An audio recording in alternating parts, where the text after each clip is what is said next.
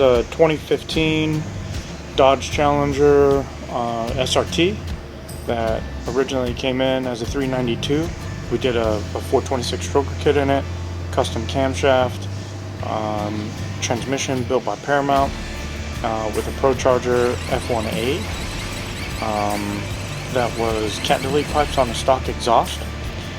Right now we're going to ship him on about 700 horsepower while he does a little bit of break-in miles on that in the Procharger, and then after that he'll come back in and turn up the boost. So it made about 700 or so on 5-6 pounds. So after that the end goal is right at about 15.